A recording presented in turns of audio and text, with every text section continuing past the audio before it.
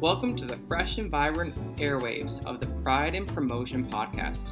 Strap in and turn up the volume because you've landed on the podcast that's setting the bar for the most dynamic and inclusive marketing conversations. Join your host, Joseph Federico, as he prepares to dive into the world of marketing with an inclusive twist where we spotlight the LGBT community and celebrate the power of diversity. Get ready to be motivated as we bring in some of the most influential LGBT entrepreneurs and marketing trailblazers who are reshaping the Everybody, I'm Joe Federico. Welcome to another episode of Pride and Promotion podcast. Today is a special episode. I have my producer, Scott, who's my mentor and has been working in this industry, podcasting and video and everything in between, with Pride, of course, for over 8 years. Scott, thank you so much for joining me today on the second episode of Pride and Promotion podcast. How are you? I'm great. Thanks for having me, Joe. I'm so excited for you and this podcast venture. I'm honored to be producing you, and what a thrilling ride this is going to be. Good you. Thank you so much again for mentoring me through this. I have had a lot of experience in which we could talk of in future episodes in television. I started off at MSNBC, working in PR, running event management. We talked about on the last episode of the podcast trade shows. Now I'm working, in podcasting, which is amazing. And we have a lot to say, again, full of pride. So you have all the experience we'll get into in a few minutes, but can you tell the audience more about how you got into podcasting about 8 years ago? So the floor is yours. Yeah, I came into it by accident, actually. It was July of 2015. In January, my father got real ill, so I had to leave my job and go home and take care of him. My mom is 5 foot period. My dad was 6'3" and about 285 pounds, so she couldn't really handle him. And so I moved in to help take care of my dad. And it was really kind of boring because he was not doing much but sleeping and trying to just kind of do his thing. And he was in kind of his final days. He had had a couple heart attacks, a couple problems. So it was just kind of, I was there for them, which was nice for me to do, but there wasn't that much to do. I was there for when he was awake. So I was listening to a lot of podcasts at the time. I enjoyed listening to different comedy podcasts and LGBTQ podcasts. And I was the chairman of my Pride Center here in Northeast Ohio for a few years. So being part of the LGBTQ community was very important to me. So I thought, well, why don't I try this podcasting thing? It was still relatively new. There was a lot of them out there, but it was still not a lot. I would say probably 5 to 10 LGBTQ podcasts at the time. Now there's over a couple hundred easily. So I happened to get lucky in a couple of ways. My podcast started 5 days after marriage equality became the law of the land. Wow. And what my very first podcast, my first guest was part of that marriage equality lawsuit. She just happened to be a good friend of mine from here in Ohio. Her and her wife were part of the marriage equality for kids. They had a kid together and they wanted to be co-mommies together and everything. Yeah. So they were part of the Obergefell case, a different part of it. So my very first show 5 days after marriage equality was with one of the plaintiffs that won that suit. So that was exciting. And it kind of went from there. Back in that day, you can still kind of reach out. I mean, you're all about the social media marketing. That's what you do. You might remember 8 years ago, you could actually reach out to celebrities and they might actually talk back to you, right? It wasn't all the filters they have anymore, right? Right. True story. So I was just putting out random requests to social media through Twitter, and I don't think even Instagram was a thing that much back 8 years ago. No, it wasn't. But I was going through Twitter to everybody and just happened to land some really cool guests and got really lucky that way. And it started from there, and now I'm in my 7th season. So exciting stuff. I'm in awe of that because I remember 2015 I was still in, publishing. I wasn't even really breaking out into marketing at that point and just writing business plans. So I also was very into, running an LGBT, WordPress.com website. It wasn't even published. I was still working in the celebrity realm at that time, but you are 100% correct, which is crazy. You could reach out to celebrities over their Twitter Instagram wasn't really a thing. You can even send them personal emails and they probably would have responded.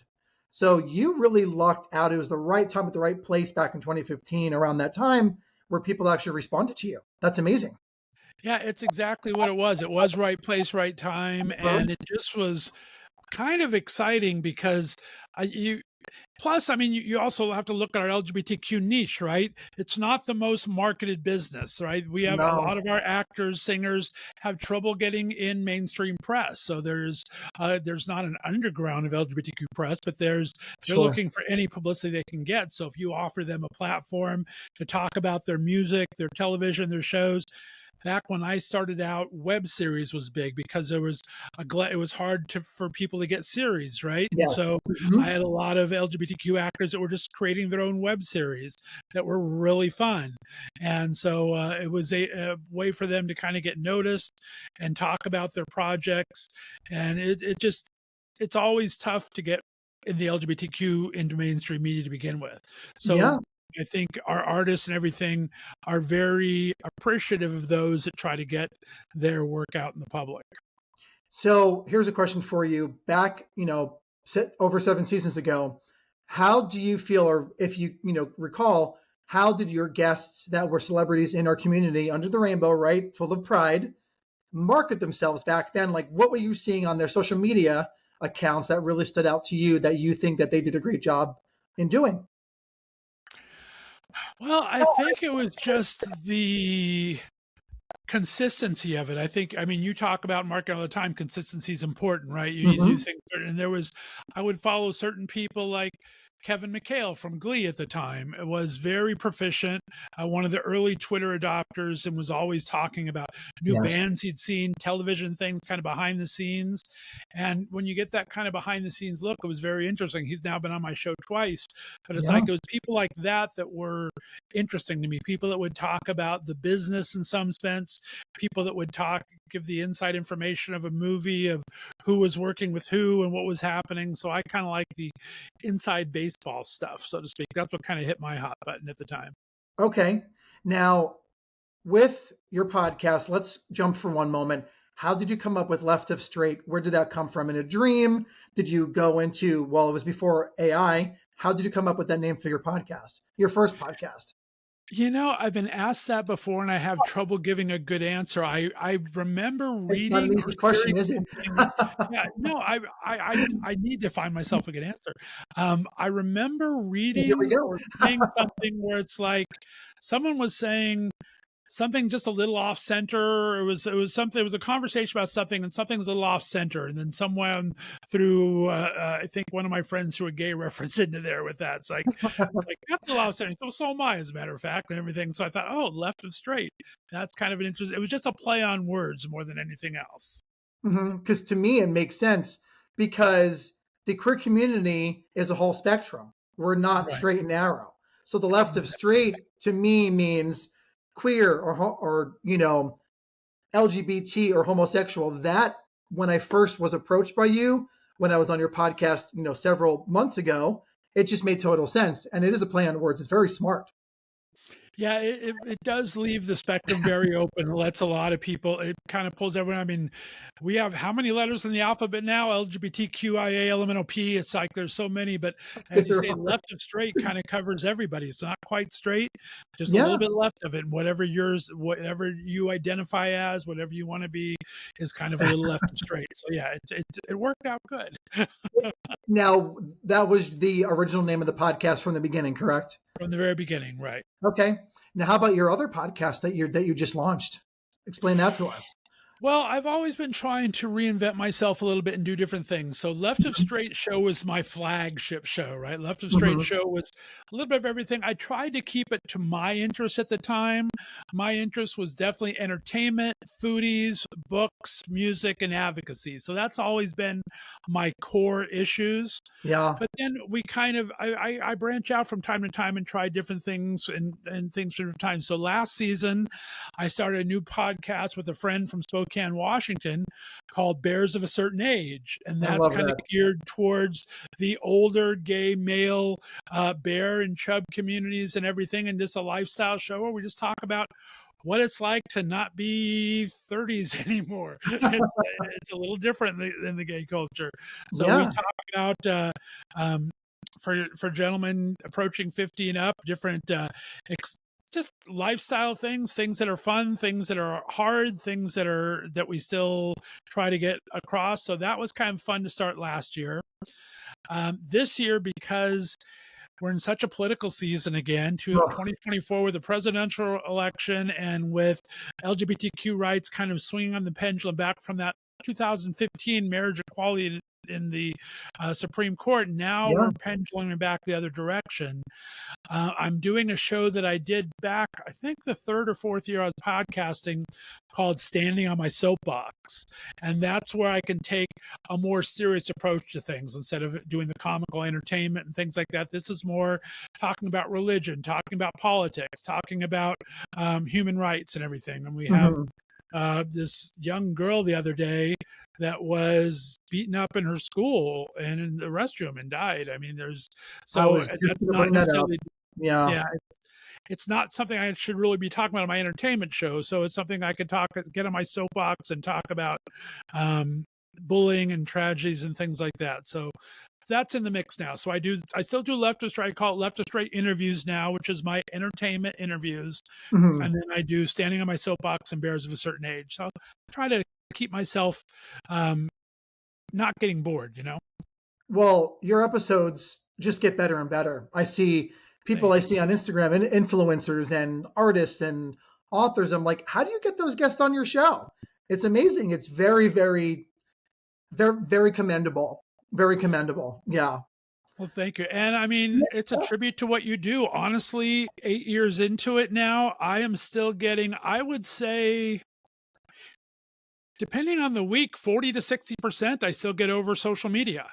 I mean, I now have a lot of publicists that I work with that I've got these made these connections throughout the years, and so I have people reaching out to me, and I have people I can reach out to. So that's in there. But still, I would say, depending on the week, 40 to 60% is just reaching out on social media. I see them do a post, and it's like, this is religion, or I got a film coming up or something that's interesting. Well, that sounds pretty interesting.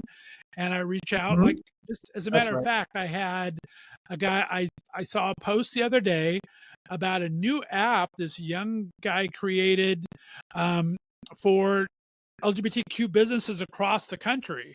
And it's called Everywhere is Queer.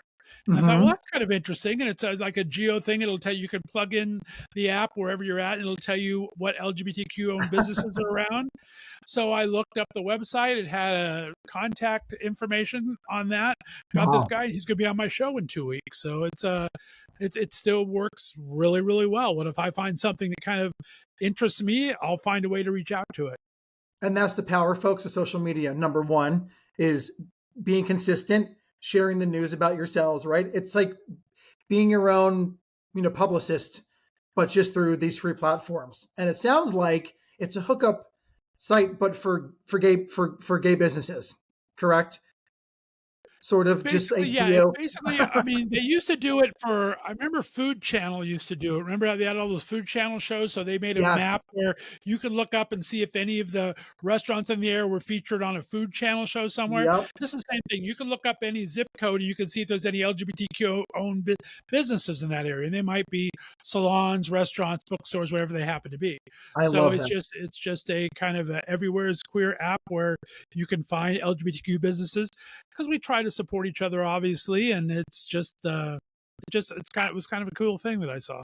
And we should be doing more of that too, in our community. But this is a whole different topic. But sometimes we can be all talk, and now it's time for action, especially what's going on politically and everything else. So speaking of the marketing, I have a background, of course, in working in PR and also celebrities and event management. How did you start to market Left of Str8 over 7 seasons ago? I know you got the guest on through social media, being persistent and consistent, and streamline your processes, but how did you start marketing your show back 7 years ago? Well, it's very different than it is now, because when I was doing it, it was still relatively new. And like you said, even Instagram wasn't a thing. So video wasn't that much of a thing. So I started mine totally all of my conversations were done over the phone, or I have an internet microphone. You didn't really have the Wow. person there at all. And it was kind of just marketed through Twitter. And I was like, I kind of have the marketing background that you, I knew about, I've kind of a vagabond, lived a lot of places. So I thought, well, I will reach out and I'll write little press releases to different LGBTQ magazines that I'd come across throughout the country. So I had that, and that kind of helped launch me a bit and get some listeners that way. Sure. But then last season, the first time back in March, I decided to go video because that's what all the cool kids are doing these days, you know, and you have to Video's have the king. 5-second Or queen. Twitter, what is it, TikTok, Twitter, YouTube things. If you don't have these things going on, your algorithms go down. I mean, this is what I've learned from you, just talking to you when I had you on my show, and Yeah. for all the great things you do is what you need to do in video size. So I went to video, and it's a whole different animal. It's a new learning experience on how to market it.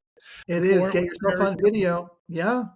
You know, I mean, content is always king, in this case, queen, but even more so now, video. And ironically enough, just a tidbit for you and listeners out there, I'm learning more about this myself. TikTok is actually in the process beta testing longer form content. So we're kind of trying to test out, is short form content better, or is now longer form content better because you have more to say? It used to be, like 90 seconds or less on a reel on TikTok or Instagram, right? But now maybe people want to talk for 3, 4, 5, 6, 20 minutes at a time and still get their point across. Just a little tidbit for those listening today. Well, I think for some people it's good. If you're a chef that wants to do a demonstration of something, you need those extra kind of minutes, right? I mean, you can really edit do. the heck out of something into a minute and a half, but how much can you explain in a minute and a half? But in 5 minutes, I can edit it down to a nice little cooking segment or something. Everybody has a camera on their phones these days. So I think you need the extra time and I think we need the extra time for it to be educational, right? Instead of just mind-numbing 3 seconds of a dance move or whatever the current trend is. Right. I That's think more, the extra exactly. time is when you add an educational limit, not like beat you over the head, learn something, but it's just something that you can do, something you may not have thought of. How this plant daddy made his plant so green, whatever happens to be at the time, but you might want to hear more than 30 seconds of it, right? And learn. And, COVID changed the landscape. It was all about the quick dance moves, the non-educational. It was more entertainment purposes. COVID changed everything, and it forever will change the landscape of social media. And we're learning more and more about that 4, even 5+ years later in the future, right? About the content. We want to be coddled as consumers. We want to learn more about recipes and cooking and books and art and shows, operas, so forth and so on, even podcasters, right? Right. We shouldn't just be, off the record, on the record, because, this is a podcast and I'm a marketing, guru. However, we should be speaking our truth and educating people in order to have them, be a part of our communities at the same time. My question for you as a marketer is, tell me the advantages. I think the next phase I'm going, that's why I want to get your opinion and how we can use it, is streaming. Everyone's doing live streams on TikTok now at night. Everyone's doing live streams on Instagram. Talk about streaming versus posting. Is that do you see as a trend to stay, and what's the advantages and disadvantages of it? I think it is a trend that will fizzle out eventually, maybe the next 6 months to a year. But right now that landscape's certainly changing, and here's why. We want the instant gratification. The lives bring you right into someone's living room or an event on a road trip, right? Being part of that story and community. But also, they can save those pieces of content, the lives on TikTok, the lives on Reels through Instagram, even LinkedIn and Facebook, right? You can use those pieces and save them as evergreen pieces of content. That means there's no expiration date. Right. So we can evolve those, even break them down into clips, into series, so forth and so on. That's where I see that trend going. But the trend of lives is only going to last about another 6 months to a year and then kind of fizzle out. And I see the pendulum swinging back into going on Reels and stories on Instagram and TikTok, to be honest. Yeah. But it's great because it's that instant gratification. We have 18 seconds that I tell my students to stop the scroll on a reel on TikTok or even on, on Instagram. 18 seconds. So stop with the hello, my name is, hey everybody, get right into it. What's your gimmick that's going to stop the scroll, right? What's a factoid that you're going to share with your audience that nobody else is doing? And you could also utilize tools like ChatGPT and Ask AI or whatever, right? And other tools and tricks that on your phone and apps. But it all comes down to, Scott, being organic and being transparent with your audience, being educational, right? Teaching something and not just being salesy all the time at the same time. So that's my soapbox. Well, that's why I'm excited to go in this journey with you. I'm excited to produce this podcast and partner with you and get it out there, because I think it's such a great thing to marry, because there's lots of aspects to it. Podcasting has the same kind of tricks of the trade you have to learn in marketing. If you don't hook your podcasting guests in the first 3 minutes, you're going to lose them, right? Correct. And podcasting everything has an algorithm these days, right? So podcasting, the algorithm is retention. How long are they listening to it? Are they listening? Whereas you want short things, like you were telling me about TikToks and things.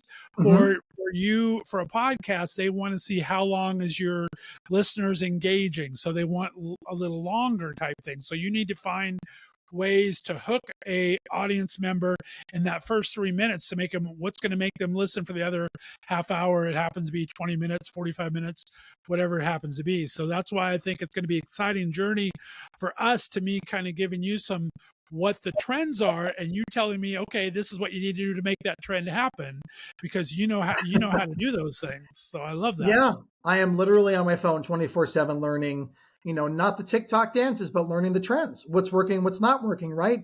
Twitter X, for instance, too, is a great platform that you can get on. And in the community, maybe a little bit different, maybe a little bit more risque, right? It's still the Wild West. And I even said, as Twitter was evolving from Twitter to X, it's still the Wild West. Don't count that out yet. But video content is still very big on that platform as well. And getting yourself, but that's a shorter platform, short form content in which you can share a book review or maybe even a promo for a podcast, for instance. You know what I mean? But going back to Left of Straight, I'm still really curious. We heard about the evolution of how you started and how you marketed. How are you marketing now, 7 years, 7 seasons later? Now you really I take advantage of my guests. I mean, one of the nice things about having some celebrity or personality type guests is you can use their social media platforms as well to help you get the word out there. So you're bringing people on, but they're talking to their followers and fans about it. So depending on how many followers or something they have, it can have a huge impact on my listenership. Absolutely. I still do the same thing. I'm learning how to do the couple of seconds. Our studio that we use here for podcasting, it creates automatically through AI little 1-minute clips that I can put out. So that's kind of one of the nice things about AI. I remember on your first show, you talked about how AI is kind of revolutionizing things. That's revolutionizing podcasting in a couple of ways. My studio here will now automatically through AI give me show notes, and it'll listen to my show and tell me what we talked about. Wow. It'll then go and give me anywhere between 3 to 10 little already social media ready to go little clips for it under a minute. So there's things that it can do that are pretty incredible. So with AI, because I remember everyone was talking about it, everyone was a buzz. Social media platforms from Snapchat to TikTok to Twitter, wasn't quite X at the time. January 1st, 2023, everybody was up in arms about AI. So do you feel that it's revolutionized the podcasting industry? And how do you feel that, to niche it down, how is it helping or not helping the queer community get the word out about these podcasts and information? I find it helping. And it's like, I'm just dipping my toe into it. I can see, because I interview a lot of actors and everything, I understand the bad side of social media, why they're trying to get this in their contracts and things. There's a lot of studios and things that are just recording random people and putting them into the background. They don't have to pay extras anymore after this. So I can understand the bad part of it. For podcasting, AI has quite a few advantages to it. One being, and you talked about it so well with Paul on your first show, that you have to make it human. You have to tweak it, and you have to use it in a way that's going to form your own way. But what I use it for a lot is for research, because I love researching is a big thing for me. So I can now go into an AI chatbot or something, and I can say, you are an LGBTQ podcaster, you are interviewing XYZ, who has written the brand new book XYZ and LGBTQ. Write a podcast introduction for him, and create 10 questions for that person. And so he'll give me this information, things that I might not have found in my research, and then I will massage it to how I speak, right? Just like Paul was saying the other day. So it's great for me to not, as a research guru who loves to find as much as I can, sometimes AI, because it's a little older, it'll find some more facts that I haven't looked back far enough, because AI is just now starting to get into 2024, right? It was all 2021, 22 and before. Correct. So Correct. they have more information, more previous than I have current. So that's what I enjoy using it for that. You said something very interesting there, Scott, putting the human element back into AI, right? And it's all about, I want to reiterate, as we talked about with Paul in the first show, it's all about the input, right? You have to be very specific with your input on these apps, or Ask AI, chat, whatever they are, right? It will spit out maybe something that's relevant, or it may not be human at all, maybe sound too robotic.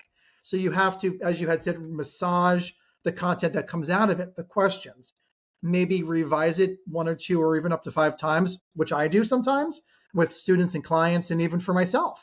I always use things on myself first before educating the public or my students on these things as well, to assist. But as Paul has said in the first episode, utilize your resources at the same time, right?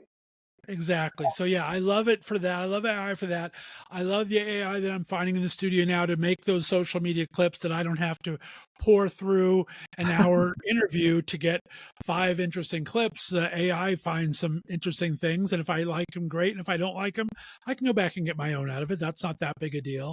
Right. I like the show notes that it does, so it kind of helps me do my descriptions, and they're usually done. They're very, I can't think of the word. You would know what I'm talking about, but you want it to be rich with keywords and things like that. And it kind of automatically does that. AI will do that automatically. So it will say things that I might not think of that are more searchable or more something along those lines. So I like it for that. Now, other than that, I mean, I just think it's a great tool. Like I said, it's not a replacement for anything, but it's a great tool. And it gives me a good foundation of some things. And then I add to it quite a lot. And sometimes you have to, right? And as we said yesterday too, regarding the sub-segment on AI, sometimes the apps won't produce exactly what you want, and you have to start from scratch, which is okay, because we're the humans trying to teach the algorithm how to speak more human, how to speak more even LGBT centric at the same time. Right. So, but I think what you said earlier, and what's so important in podcasting, is you need to have your voice. You have a unique voice. And that's something AI can never replace, is your voice, right?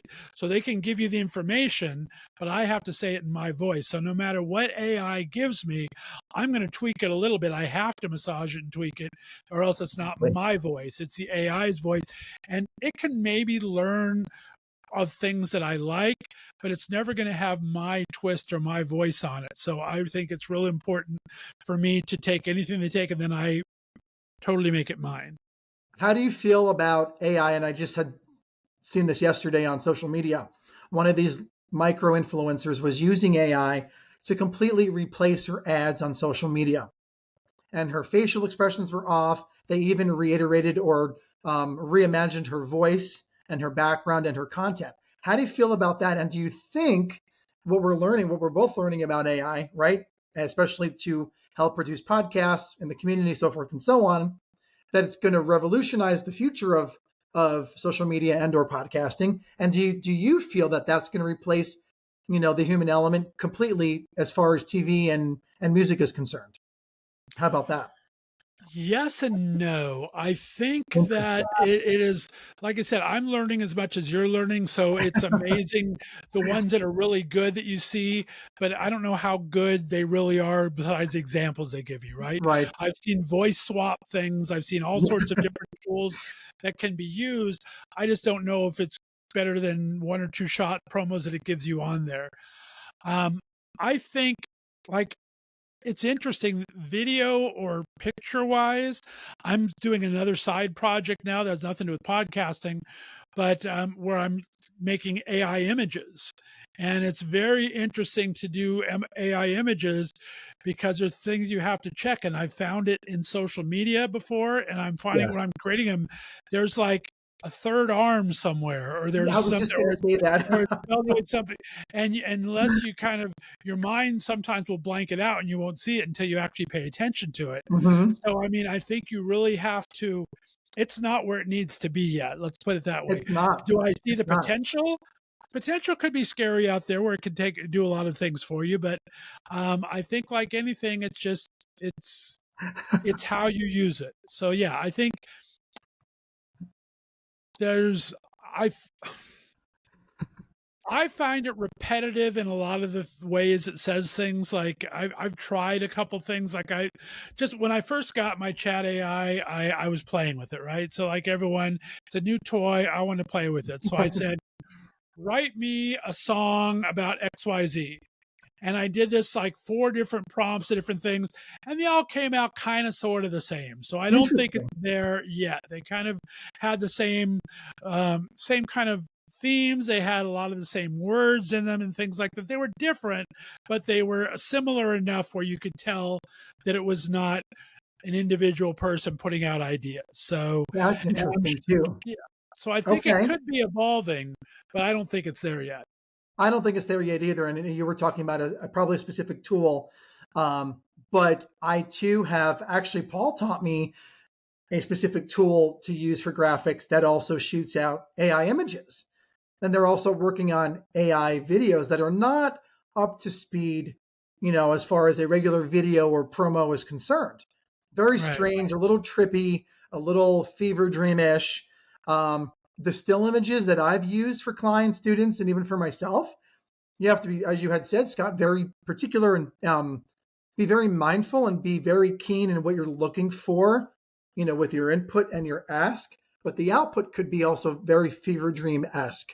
There could be a third arm, 20 fingers, the teeth may be off if it's a humanoid looking AI, experience or graphic or image. But also at the same time, the flip side, the positive side, you can utilize that as one of your resources and not, Right. completely starting a graphic from scratch if you're using it as a still for a promo or, something on your social channels. Well, and the interesting thing that I find most interesting about it, I'd love to know your thoughts on Yeah. this, is it creates this image and now you kind of own the copyright. From what I understand, if an AI, if you tell it to do this prompt, it's unique enough where you can kind of, or is it unique enough? I don't know. I'm guessing that it is. It says it is. It says that I have the copyright. My little program that I use for images says I can use this image anywhere I want to use it. The AI machine doesn't own it. I can use Yes. it any way I want. I think that's interesting that It you is. can now create property of your own that you didn't create at all. So that's kind of, it's fun and it's scary both at the same time. It is. It is. And, I'm on the fence about that. Yes, the programs in which I use to say, there's no copyright laws, because you're technically not creating the image yourself, but your thought process is, right? Your input is really what's being, is not copyrighted or can be once you use it on your social platforms. Right. So AI, especially the generated images, there's still a wild west with the laws regarding that is concerned. But also be mindful, technically, AI really, there are humans behind that. So maybe if your image looks too similar to a piece of artwork or, an artist piece of, music as well, or even a video through a certain platform, looks too similar to something else, be mindful of whether or not you want to post that and make it your own and put your name to it. But again, I totally agree with, if you put it on your platforms and there are certain bylaws in which, you signed off on, not you, but Gen Pop, of using these, social platforms, then that content's owned by you. Technically it is. And nobody can come after you technically if something really is copyrighted or not. So it's interesting to see the evolution of that as well, because something could look like maybe like a Sistine Chapel, right? Or something along those lines. But if it looks too familiar, I would definitely, heed this warning and maybe not use it and regenerate that image for whatever you're going to try to use it at for your social platforms.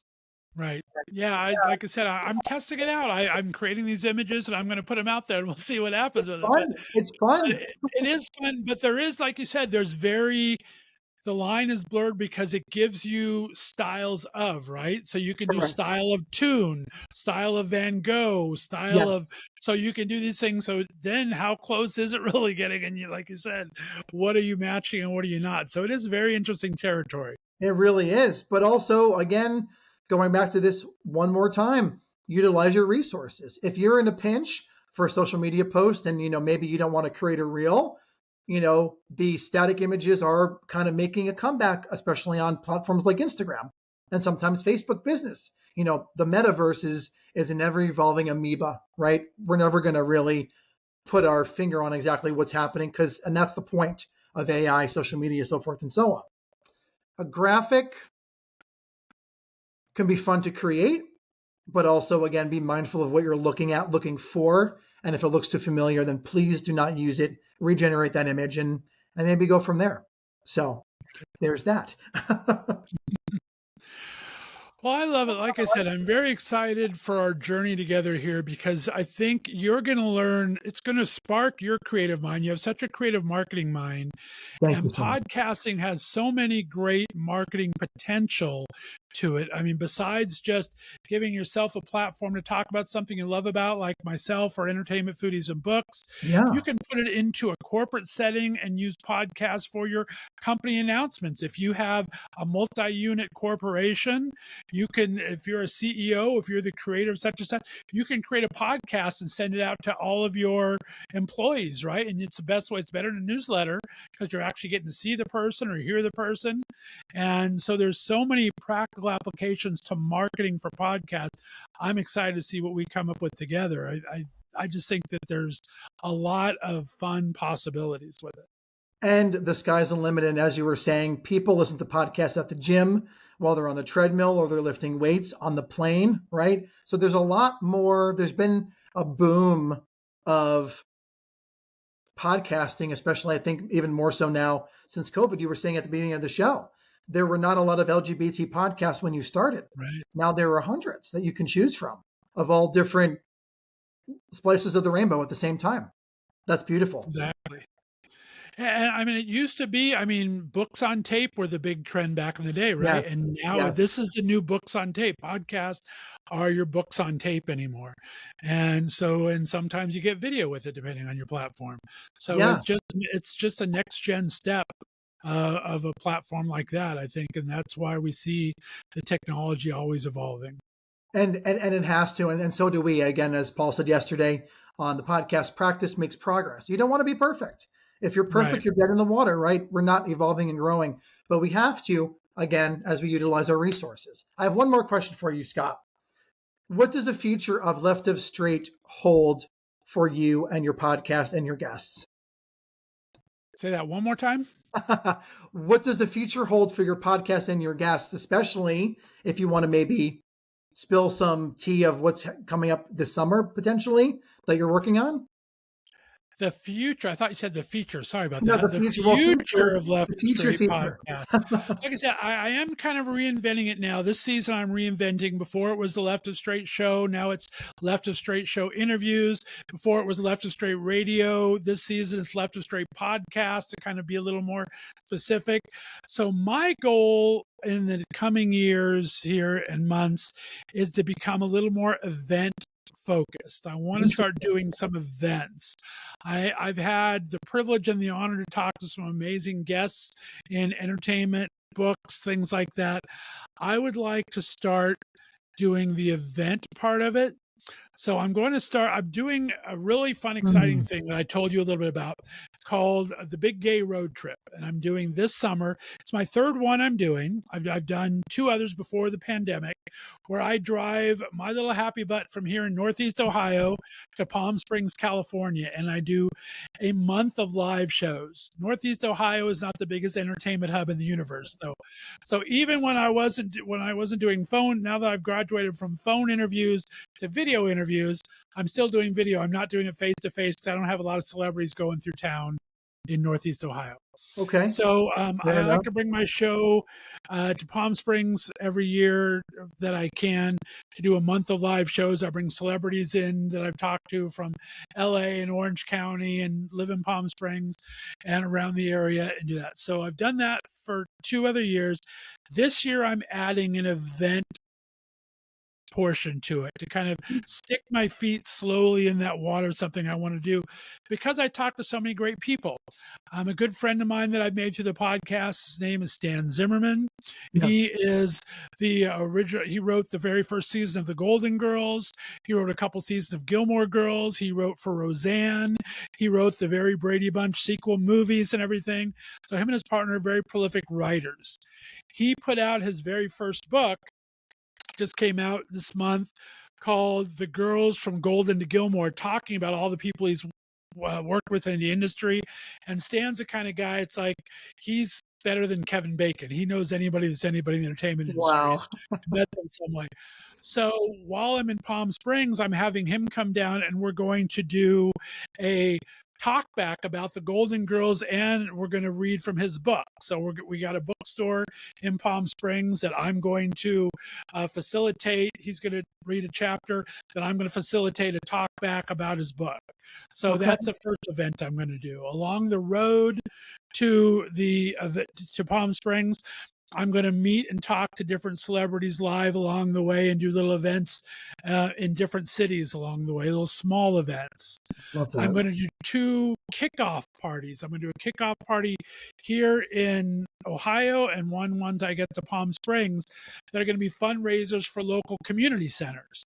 And so that's going to be an event where we're going to do a auctions and things like that. And then I'll be kind of hosting or at least behind the scenes creating that event.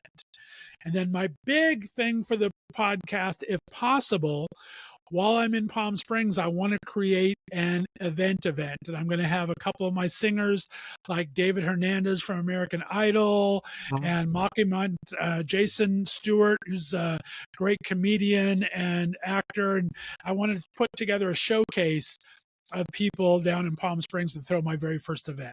So that's hopefully the future. We'll go from Left of Str8 podcast to Left of Str8 events page on the website. We'll see what happens. Look at you, sir, evolving like Madonna. You're just going and going and going. That's amazing. Striking a pose. Here we go. We're striking there. A pose, voguing all the way to Palm Springs, right, California. That's amazing. Scott, thank you so much for producing, for mentoring. You're a font of knowledge, a beacon, and an inspiration, not only to myself, but I know to many of people in the community. Tell people how we can find you on social media, and then we'll wrap this show up. I appreciate it. And congratulations to you on this new podcast venture. I mean, I've known you as a fantastic marketer, as a great author. We haven't even talked about your authorship yet. Thank you. But amazing author, amazing marketer, and I'm looking forward to this chapter in your life. Thank you for letting me be a part of it and producing you on there. For those that want to listen to different LGBTQ podcasts, you can go to Left of Str8, and that's spelled a little funky, LEFTOFSTR and the number 8.com. Yep. And you can find everything off my website there, socials and podcasts and things like that. So thanks for having me on. I really appreciate it. Thank you so much again. Guys, please, if you like this episode, follow us on Instagram at PrideN, PRIDE, the letter N, Promotion Cast on Instagram. And also follow me across all my social platforms as well. Personally, I normally don't do this, but you guys are amazing and special to me at Joseph A. Federico on social media.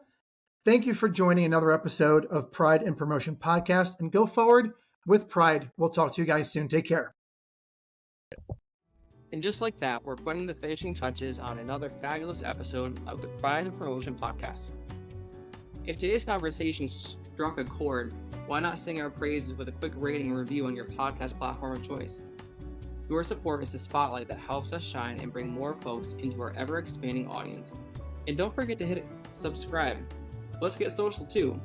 Follow us online for all the extra goodies, sneak peeks, and continued dialogue about marketing with pride and purpose. Tune in next time as we unfurl more colorful stories, champion the cause of inclusivity, and learn more from the creme de la creme of the industry. Until our paths cross again, keep pushing boundaries, stay true to yourself, and infuse every project with pride.